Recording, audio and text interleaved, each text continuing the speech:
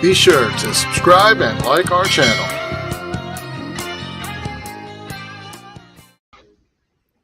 Welcome, this is Deeper Down the Rabbit Hole, or the Queen City Curio Videocast, depending on which media you are finding this at. 6 years now, right, Zach? 6 years, 6 years. of podcasts of various occult, pagan, interesting authors or social topics. 6 years of backlog that we can go through. And now, you know what? Now we're always broadcasting live from where, Zach? 607 Gerrard Street East, Toronto, Ontario, East Chinatown, in the Queen City Curio and Apothecary. So in case people are wondering, today we have a tarot expert on. We have her book. It's right here, Holistic Tarot. Oh my God, you can't see this. You can't see it. You can't see how thick this is, but let me put my iPhone right here so you can see. It's thick. It's right there. Right. This is how much information in the book. It's an awesome, awesome book. Goes through everything you could want to, not everything, but a lot of what you could know about the various correspondences with the tarot and how to approach it. We're happy to have Benebell here today to talk about this, kind of this tone. But, you know, it's been a couple years, so we'll give her some forgiveness if she can't exactly match the page. But she's one of the experts on tarot across the board, with one of the best written books we've seen for how thorough it is on the Rider-Waite deck. So that was there. And not only that, she's a lawyer. Yep. It doesn't get better than that. So, again, focusing on like the fact that, just to kind of point out to people, there's a lot of us in the spiritual field that have professional degrees. Yes, I think that's kind of a point, kind of an important point to point out, because everyone kind of has this idea of who gets into this, and yet that's not what's going on today. To start us off, like, how did you get into this? Because we were talking before the show about how you rejected and rebelled against Buddhism and Taoism and came to the tarot. So how did that come about? Well, I grew up in a family that was very steeped in, at the time, I never saw it as superstition. It was just so interwoven into everyday life. So it was sort of assumed that the spirits of our ancestors, aunts, uncles, past grandparents were all around. They talked about immortals and gods and goddesses, bodhisattvas, as if they were real. There was this syncretization of Buddhism and Taoism, so I couldn't even really discern the difference until much later in college, when I started to get into a more academic interest in Buddhism and Taoism. So the actual sort of practice of it was very much interwoven. And so I think when I started, school as this young child in upstate New York, suburbia, all white town, I had a lot of sort of dissonance between trying to figure out how to behave and how to comport myself, what you can say to people in school among white kids, and what my parents treated and took as gospel, took as truth, and what I was growing up as truth, like, being a psychic, dream working. And I use the word shamanism carefully because it's not really shamanism, but I just can't think of a better word in terms of translations, right? Just this concept of going into an altered state of consciousness to seek a divine form or not incorporeal form of consult. And that was something I grew up with.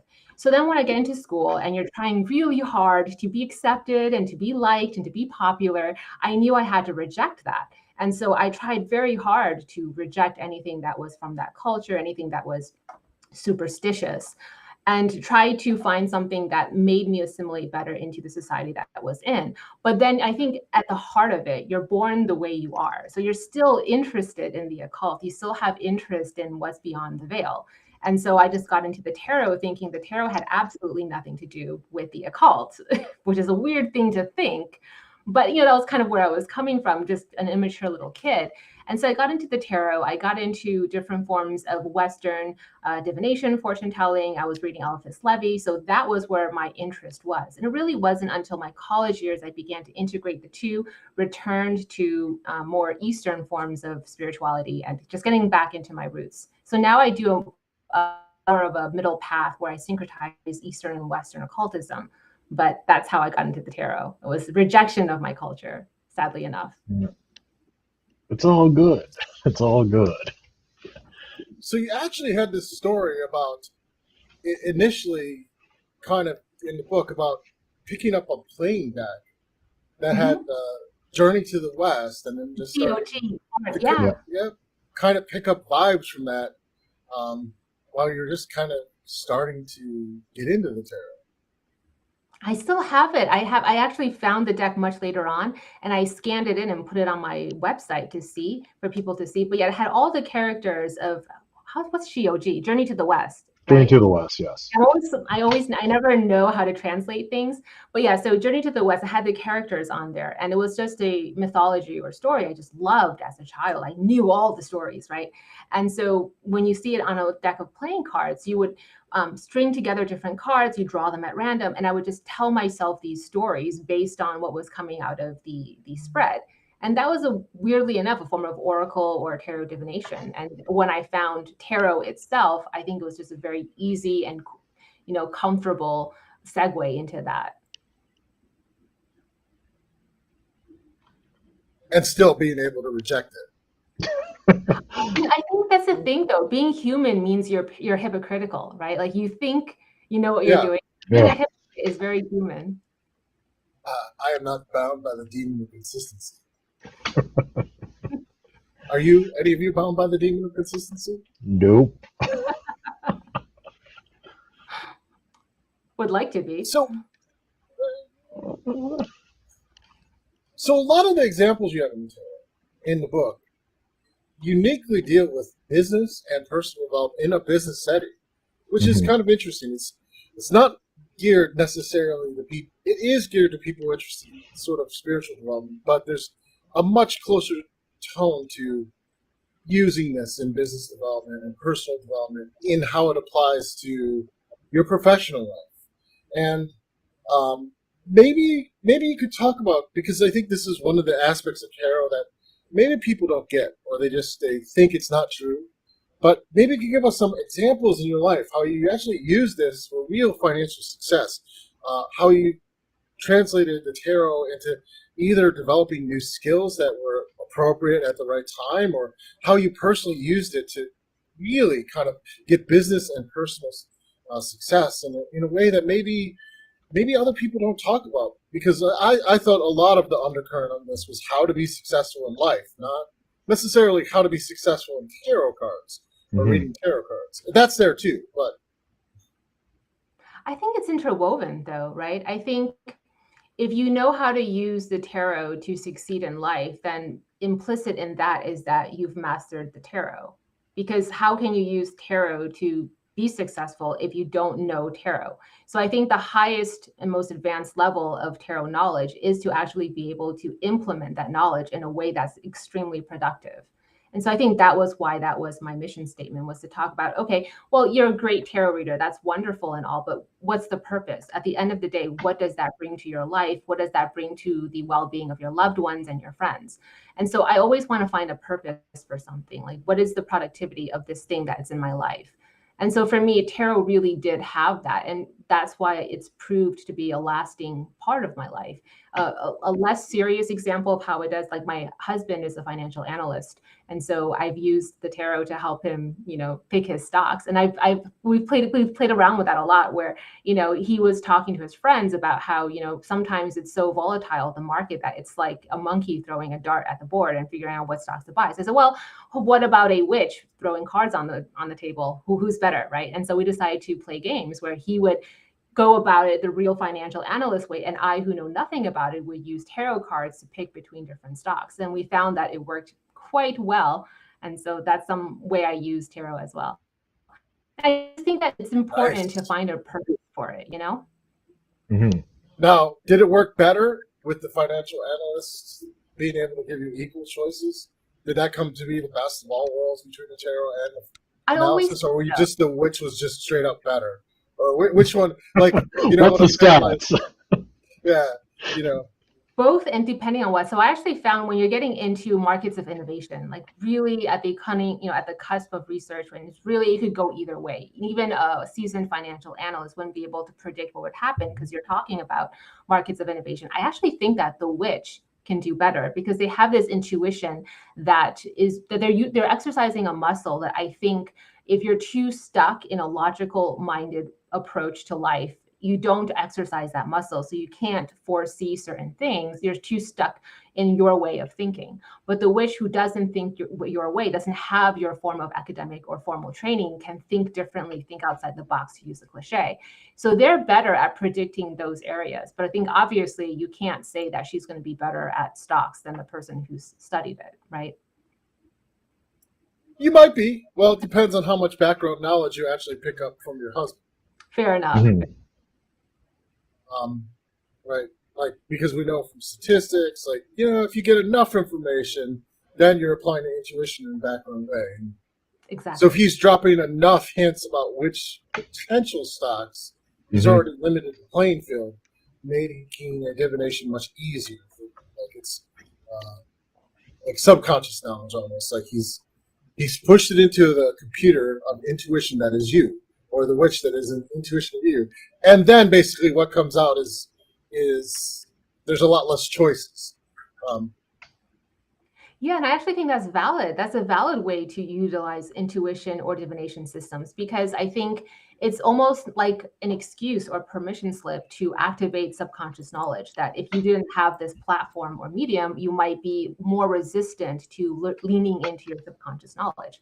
So even when people say that as a way to dispel, or to disprove, when skeptics use that to disprove tarot, I'm like, I don't think it disproves the tarot. I think it just shows how useful the tarot is. If the tarot taps into your subconscious knowledge and allows you to listen to that part of your inner self that you otherwise wouldn't listen to, you've just proven that tarot is very effective. Yeah, I mean, what you're arguing about is the mechanism. Mm-hmm. You're not arguing about the effectiveness, which I often find that a lot of skeptics' complaints is about the mechanism. What they're complaining about is the style, right? It is a stylistic concern. It's like, well, sure, it's intuition, but look, it's hokey pokey witchy stuff. It's a complaint. It is a stylistic critique. It's a stylistic complaint. They might even accept that it is intuition and it is information you already had. It's a stylistic complaint. Right, because there's multiple ways you could describe that, but they're sort of, it's like saying to a healer, well, what you do is just placebo. Okay, what you do is just placebo, and yet You're still healed. Right, the client got better, and yet you're saying what I do is placebo, as if it's some sort of insult that the client got better. Same with I think that's what you're saying about the tarot. It's like, you're saying I got the right answer, or in this case, we're talking about stocks. Like, I literally got the right stock pick and I made money on it. But you're saying because I made money on it, it's just me accessing my own subconscious mind. So, it's nothing. Okay, but I got the right money. I made the choice that made me a lot of money. So, exactly what is your complaint here, right? If we're getting into more subjective points of view, I do think that there are you can operate the tarot and you can operate healing or energy healing in different modalities, right? So some levels of energy healing, some levels of using the tarot is the placebo effect, is just tapping into the subconscious, very psychological oriented. But I do believe that there are other ways you can tap into these tools and skill sets that's not just the subconscious and not just placebo. It really is tapping into something else without a universally agreed upon language system or vocabulary. Sometimes we'll use the word spirits, we'll use the word channeling different types of divinities, and then we can talk about that. But I think that's more a matter of semantics sometimes. I think because we're so limited with our vocabulary, we just say, oh, that's a god, that's a goddess. And I'm not against that. It's just that we don't have better words at this time to communicate in a way that we both universally agree. So I do think there is a spirit element to tarot as well that isn't in holistic tarot, because I wasn't sure people would be ready for that primer. I wanted this book to be a primer text, but that is something I definitely integrate into my practice. It's interesting because in my first book, Hands on Chaos Magic, I literally talk about the theory of models of magic, or models of how magic can work. Obviously, we talked about the psychological, and that's the intuition. We could talk about the spirit model of magic. The spirits are direct community. You could talk about the energy. You could come up with other necessarily models to describe this, but it is a lot like what you're describing, I think, where everyone might have different metaphors of how the world actually makes this work. But in the end, it's sort of lacking because we have to try to segment it into it's this or this, but that it's probably all of the above at the same time. Yeah, I think it's interesting, at least in Mandarin, the way I speak it, shen is the word for like psyche, inner psyche, psychology is the same word we use to describe gods, goddesses, and spirits.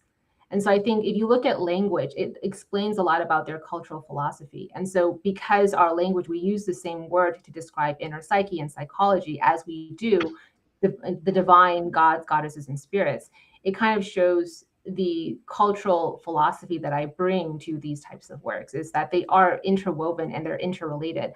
But I've learned also to try to keep it separate when I talk to people about it, because when you start mixing it, you start to confuse all sorts of people. So I try to keep it separate, but in my mind, it's one and the same. I think that's a beautiful point, because in the West, we definitely have a word for mind, and we definitely have a word for spirit, but you don't in Chinese. And that's an interesting point right from the start. It's a point Zach, when he talks about Taoist magic, he's often trying to get across to people this idea that there may not be such a separation there. And you're pointing out the language difference, that the culture doesn't value the difference between those two things. So to talk about one or the other, in the Chinese sense of the word, is not really totally understanding the culture. Whereas I could see why you would avoid that here. Like, or why you have to get to know a person first before you drop that truth bomb on them, right? Right. So in your book, you have tons of spreads too. I mean, tons and tons and tons of research spreads that you had across that you collected that work for different purposes. Maybe you could just tell us some of the favorite ones and how you set them up and how you might use each one. I think when I was a professional tarot reader, my go-to, and even in college when I was reading for people, right now, if you ask me for a reading, what I do is the first operation. So that's basically how I do all readings, the first operation of the opening of the key. And then if we have time, if you want to deep dive into what happened during the first operation, then I'll get into the second, third, fourth, and fifth. But that's sort of the way I've come to really work with the tarot. And the reason the book needed to have many different spreads was to have many different options. I don't think anybody uses all of them all of the time or even needs to master all of them. It's more about having options so the beginner can try different ones, figure out which ones work for them, and then stick to that or tweak it. I think even I tweak the first operation. If you use one type of reading method over and over again, you begin to just naturally tweak it to fit your own modality. And so that's the one that I use. Before the first operation, I used to use the Celtic Cross a lot, or I would mix the two. I'd do the Celtic Cross and I would do the first operation.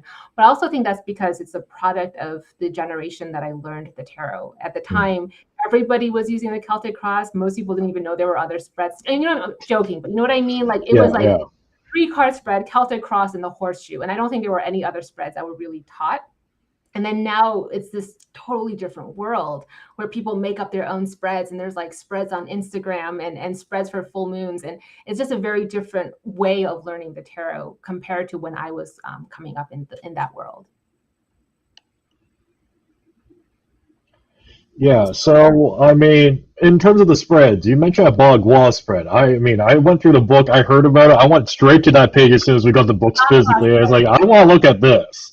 So, what was kind of like the experimentation and thought process around that? Because obviously that's not common to tarot, right? Feng Shui was so I believe a lot in, I guess I use the word geomancy, but I know the word geomancy is used differently in Western occultism. But Feng Shui, in terms of this idea that the compass, right, the directions and certain, I guess, acupunctural or pulse points or chi points in the world around you can connect to different parts of our world or have different influences in our world in a way that we've now categorized as, for example, this corner over here tends to influence love and relationships. This corner over here tends to influence your career ambitions.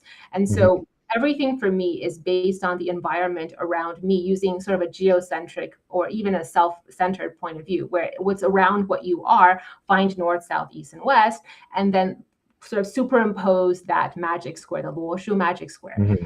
That's always superimposed over either the early heaven or later heaven, Bakwa, depending on what tradition you use. And so from there, like if you're into the tarot, it only makes sense to then put tarot on top of that and use it as a divination system to activate and see.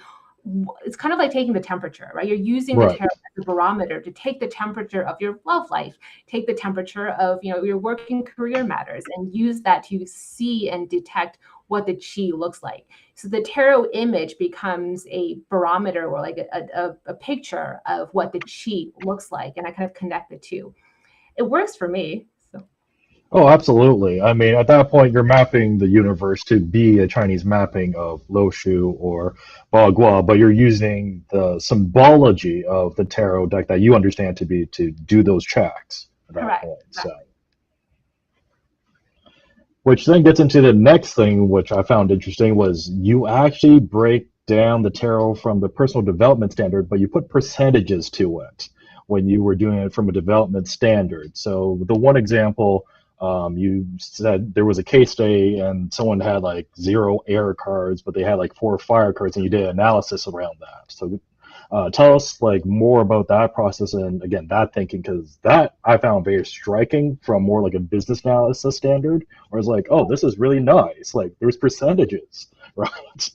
That's funny. I always thought more as astrology. So, for example, when you look at a birth chart, you always see whether, based on the placement of the planets and personal sensitive points in the chart, you think, oh, is this person fire dominant, water, air, or earth dominant? So actually, that kind of comes back to the Hermetic traditions that you find in tarot, for better and for worse, where you see the conflation of astrology and tarot. So that's actually where I got it from, not necessarily business. And so when there's a spread of cards, or there's multiple cards, especially in something like the Celtic Cross, where I think like there was 10 cards, right? And so you can almost kind of do the math, as you say, right? Like how many cards correspond with fire? How many cards correspond with water, air, and earth? Fire, this person has, fiery, stubborn, they're temperamental. They also tend to be career driven. Water, more emotional, probably more spiritual, better aligned with clergy, that kind of thing. Air, people tend to be more controversial. They tend to be dramatic. They also airy, mind focused. They're too focused inside their own thoughts. Earth is more practical, the Capricorn energy, more pragmatic, business oriented, really good, prudent. And so when you see the layout of cards, I kind of do that quick math, because it's pretty easy. There's only 4 categories. And then you see which one they're dominant in and which one they're weaker in. And I integrate that into the way I interpret the reading. And I've just found, after doing many, many different readings, that it's accurate. It works when people use that. So it's one that I definitely use every time I do a reading. Cool. So it's interesting, because one of the things that's after getting read that, it said personally a person has to work on that element. I mean, that's to me sounded like a direct quote from the Hermetic Keys. Yeah. Like, okay, now, but with the tarot context, how might a person actually work on developing the element to get stronger when they get a kind of reading from you that kind of tells them, like, hey, you have a fire deficiency. If somebody has a fire deficiency, so one thing, they're probably yin dominant. And I fold in a lot of traditional Chinese medicine. So I'm just kind of telling you how I would do a reading, right? So I say, okay, they're probably yin dominant. And then before I say that out loud, you assess their, you look at their aura, you get a sense of who they are, you kind of get a sense. And if you have their birth chart, you look at the birth chart as well. But most likely, that's probably, I can speculate, that's one of the issues. So if they're fire weak, then there's a lot of different things you can do, and you take a holistic approach. One is, let's look at their diet. Like, well, just give me a sense of what you eat in 1 week. Let's just talk about your diet and see what they're eating. Are they eating a lot of yin dominant foods, which is further exacerbating the situation, right? Like, what are you eating? Can we introduce other foods that are more yang dominant into your life to kind of help with your circulation, to get you more energy inside of you, so you're not so lethargic? And then things that I believe in are also gemstones. I work a lot with gemstones, crystal correspondences. So can we do something as simple as have carnelian and fire agate that you can put around your home office? Can you put a little piece, in the first top drawer of your work office. That's going to help give you a little bit more energy and be a little bit more proactive, be more assertive in your work environment. If you're fire weak, that's probably one of the issues that you're dealing with, is that you're too passive when you're in career settings, and you're not sort of advocating for yourself strong enough. So how can we get you to advocate for yourself strong enough from a metaphysical vantage point? And even if you don't believe in any of this, something as simple as I look into my drawer, I see fire agate. I remember that crazy tarot reader told me about my career and having to speak up for myself. Oh, I better go speak up for myself. And you speak up for yourself. It still works, right? And so that's another thing that I think, just as a little talisman, just as a reminder or a charm, the lucky rabbit's foot, right? Just giving you the Dumbo's feather, giving you that extra confidence or remembering what you need to do in that work setting. What else? There's the career. Also, I also use feng shui, right? So then the fire would be south. And so I'd say, okay, well, what's in your house? What is in the southern sector of your home? And is there something there that's weakening you as well? So can we look at the southern sector of your home and amplify the fire chi in your home surroundings, so that it's kind of like you're fortifying the surroundings of your personal space with more fire, and you're navigating the world with more fire chi in your environment. And that can kind of help as well. So I attack it from many different angles if somebody's fire deficient. Right. By the way, if people would like to, I was going to say, by the way, all the stones that Benebell mentioned we carry. Okay. See, so there we go. We also do feng shui consults too, both Andrieh and I. So,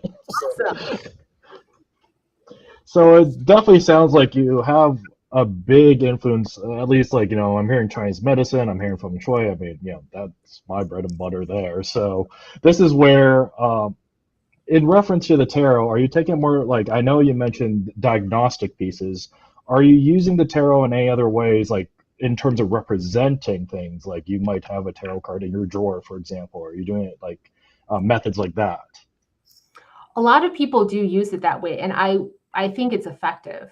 For me personally, I don't, because I use food talismans. And I mean, I just have, everyone has different tools, right? And I think somebody else would be like, I wouldn't use that. So it's what do you use for yourself? So if I have a foo, why would I use a tarot card, right? And so that's the reason. I think it's effective. I think you could make the argument it's the same or very similar in concept. And so I think it's a totally legit way to use the tarot. It's just that I have a different tool for that, so I wouldn't use the tarot. Let's see. So in terms of the arcana there, right? Like, walk us through the process in terms of you broke down the minor, you broke down the majors. How could you use as example for, again, just self-development, meditation, things like this?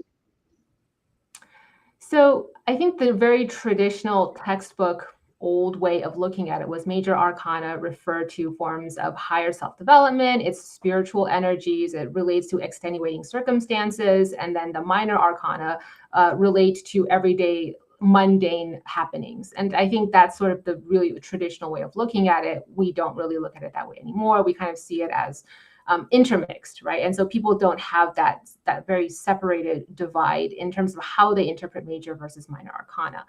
But in terms of how I look at it, even though we say all 78 cards are archetypes or archetypal energies, sure, I think the 22 of the majors, they work really, really well as a cohesive, complete set of 22 archetypes. And so I will use that specifically in terms of needing to activate a certain part of myself. So sometimes, I'm not really the high priestess, but I want to be, right? Or I'm not, I have creativity, but I have a writing block. And so how do I access that? I'm probably weaker on the Empress energy. So how do I use certain archetypes in the 22 majors to activate a particular facet of the inner self so I can get something done? So that's what I would use the 22 majors for. I don't necessarily use the minors for that. I think you can. I think you can do whatever you want. It's just that for the minor arcana, I see it more as a very strict 4 categories: fire, water, air, and earth. The wands, cups, swords, and pentacles, coins, discs, what have you.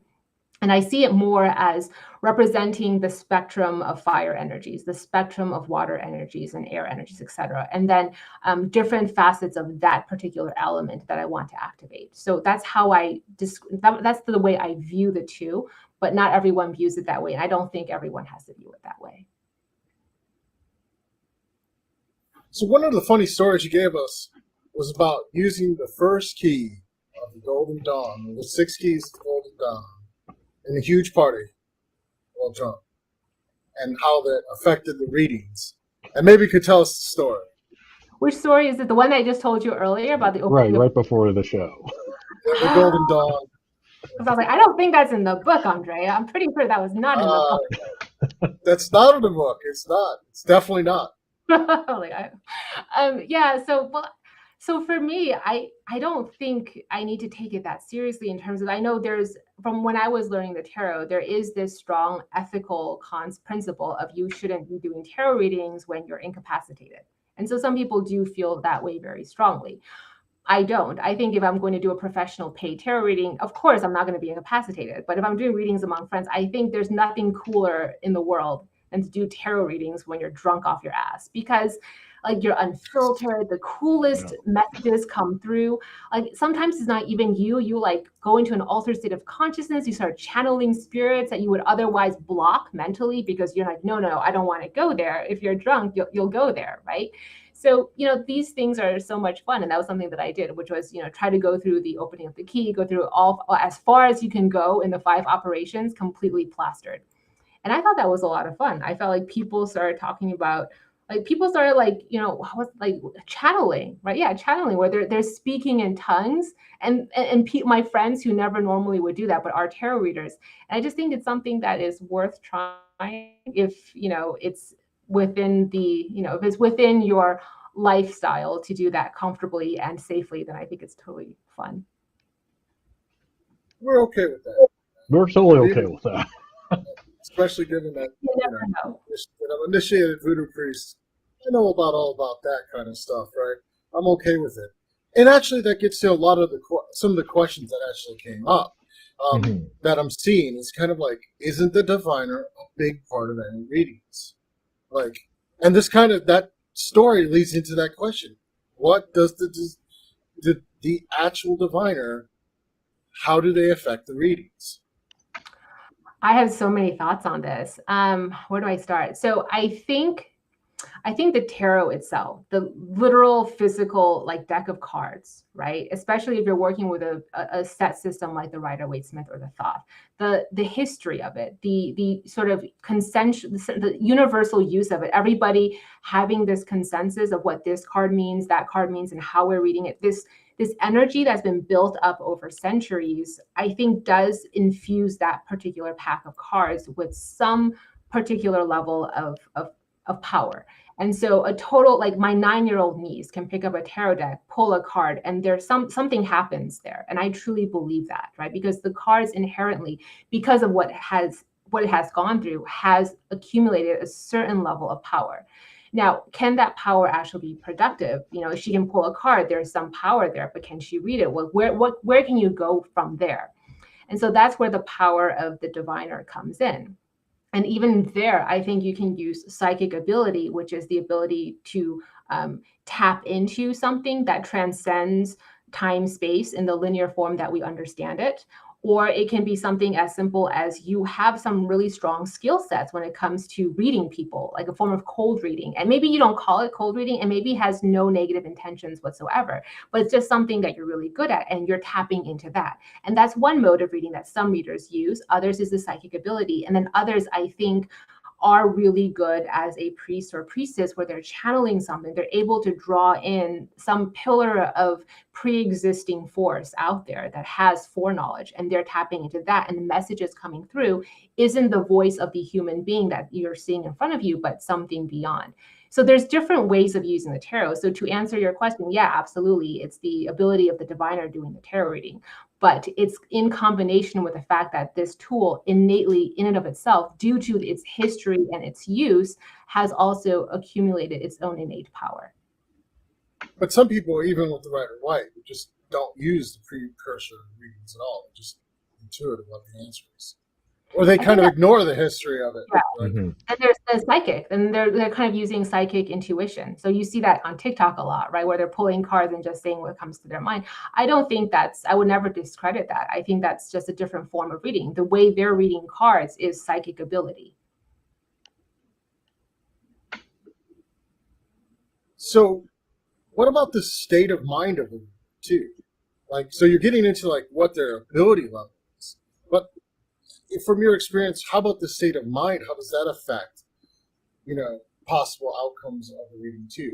So we have ability level, which certainly you're describing some people as being basically mediumship, and some people having innate psychic ability, and some people are just kind of actually have enough of the history to actually read based on that, or they're not necessarily.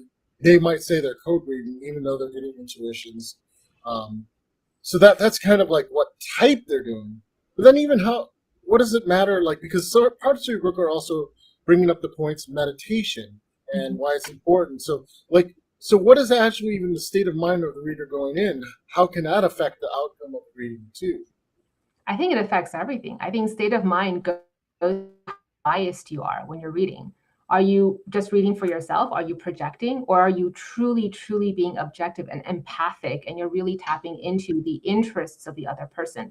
Are you being objective? Are you imposing your own prejudices or your own moral values onto the other party? And I think that gets into really dangerous territory. And if you're the type, if I dare be so bold, to impose moral values onto somebody else during a reading, you probably shouldn't be doing tarot readings for people. I just think that that's very dangerous, and you're going to lead people astray very quickly. And so state of mind is extremely important. And for me, meditation is just one of those really easy, not that meditation is easy, but it's easy to recommend.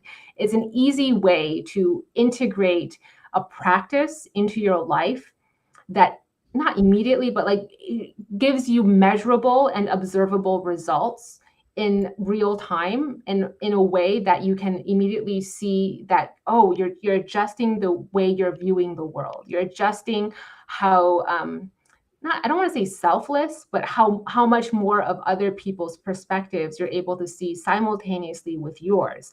One of the great things about meditation is that it opens your mind to that, as Jung would say, the collective unconscious, Freudian, Jungian theory. But it's this collective unconscious. You're tapping into something that's like a network.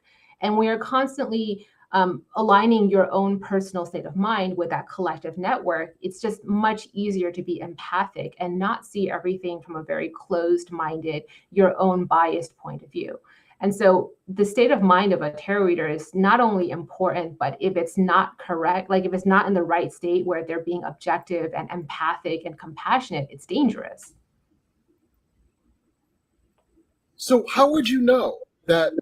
Because you're describing meditation in relation to that, but how do you personally know you're in the right state, the non-judgmental state, to actually be able to make it happen? And to be, even if someone maybe doesn't share your moral views, or maybe maybe they have completely different views of you. How do you personally know you're in the right place to be able to start with that? For me, since we're talking about the tarot, my recommendation is to study the tarot. That's why studying the tarot is important if we're talking about tarot readings. So, for example, what we were just touching on earlier, the psychic reader with the tarot, I think it's much easier to be biased and inject your moral point of view if you're using tarot in a psychic way, where I pull, I don't know, the Five of Pentacles. I'm like, oh, this is a happy card, right? Like it's much easier to get biased if you're not using an established system.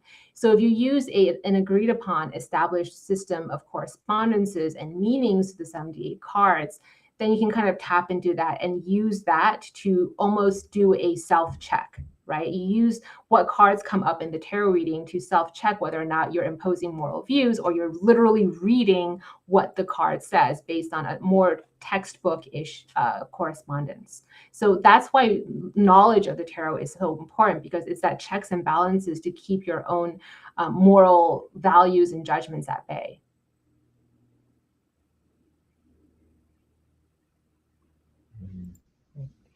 Right. So this is where it's know your system is what you're saying, right? I mean, this is like talking about, like, extensively in the book, you go through the different card sets where, you cover them in an upright manner and in a reverse manner, and you gave both correspondences on that.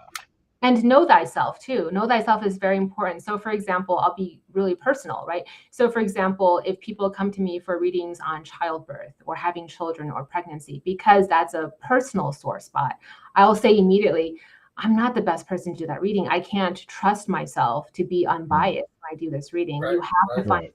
somebody who can be unbiased. If you're doing a career reading, I feel fairly confident with myself, very objective, so just, you have to know yourself too. So if you know your own shadows and you know your own weaknesses and what your own inner triggers, then you should probably kind of check yourself out and say, there's a conflict of interest here. I can't trust myself to be objective, so I can't do that type of a reading for you. So, do you have any things coming up soon that you want to advertise? Soon. I don't know about how soon, soon-ish. So I recently finished translating. Well, I didn't recently finish. It was a long time ago, but I finished writing the whole book for it on the I Ching. And so that's coming out July-ish of 2023. And it's a book on the cultural lore, the history, the mythology of the I Ching, but it's also the 64 hexagrams translated. And in the translations, there's annotations to the actual cultural references that I haven't really seen in English yet, where you actually get the references to history and culture and things that happened during the Zhou and Shang dynasties that you don't see. So you have that context for why they're talking about what they're talking about. So that's going to come out in July of 2023. Nice. All right, well, We'll definitely have you back for that. Because it sounds like that's the end of the rebellion right there. To go full circle, like we're done with the Taoist Buddhist rebellion at that point. Comes full circle. Do you have any upcoming events or speech, classes that you're teaching or workshops that you might be doing that people could be interested in attending?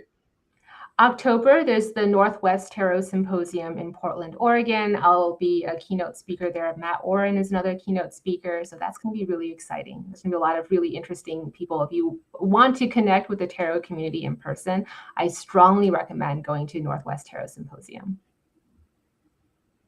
Excellent. All right, Zachary, we have a few things coming up, don't we? That we do. Well, one, you got the workshop coming up on air next weekend. So we got that for our 10 sponsors. And then 10 sponsors also get to see our co-op on Sundays when we're building stuff and creating things. They also get 3 years worth of content of all the virtual recordings there, from basically anything you can think of. You name it, we probably have it there. We just finished up our chakra series. And then we have what's first? Let me think. Hamilton Pagan Pride and Toronto Pagan Pride, where we're both running workshops and we'll be vending. So you can stop by our booth and see us the whole day, although we're going to wear masks, so don't get offended. Yes, Seriously, and as a privy, just if people are wondering what we're going to be running, in Hamilton, Andrieh will be running a candle magic workshop. I'll be talking about the Taoist organ exercises and meditations. In Toronto, I'll be covering Fox magic. Andrieh will be covering what is chaos magic. So we have a full panel for you all there. Plus, we also have meet and greet, right, with Equinox, who is part of the story. So you forgot the other thing, that Deep Down the Rabbit Hole will be broadcasting live at 10 o'clock in the morning, which I know is a little rough for everyone. 10:45, going to be a coffee day on that one. Going to be a coffee day. 10:45 with a panel of many of the presenters from Hamilton Pagan Pride. We will be presenting live as a panel discussion like we've done so many other times before, from the event, if we can get enough bandwidth. Yes. Which will be out in the park. So we'll see how good our 5G cellular is right then and there when we broadcast. But Yes, But we'll have camera recordings too if we have to actually go there. So that is, I think, in the recent next coming few weeks. I think that pretty much covers it. Next week we do have let me pull up the schedule here. Actually, I think it's. Boom. Let's see. So next week we have the Powwow Grimoire coming up with Rob Phoenix. So that's going to be a fun conversation because that's not a topic that's talked about That's much. not common. No. That's not So common at all. powwow, if you're used to Ohio and Pennsylvania, powwow is all the signs and paintings on all the barns. It's actually a magical system from German Dutch that we're going to create. Now, if you come here physically, we have this in our library. Thanks. We do. Thank you. So if you want to check this out, like before to buy, come to our library. Our library is free at Queen City. You can come in, sit down, check it out, read it, and then, kind of preview it before you even buy it to make sure that we're not fooling you about how awesome this book actually is. It's so awesome. That way you can actually see it in person and kind of peruse it and then make the decision. I think you'll agree to buy this particular book. Absolutely. Which is reversed on my screen. So thanks for coming on the show, Benebell. We hope to get you back on in when you get that I Ching book. Coming full circle, having rejected it, I'd be very interested to say. We'd definitely be what you have to say interested. about the I Ching. Awesome. Thank you so much. If you could hang on just for a second, I'll take us on out. Or actually, Zach will. I will. He's got control today. So stay healthy, stay safe, everyone, and we'll see you next week.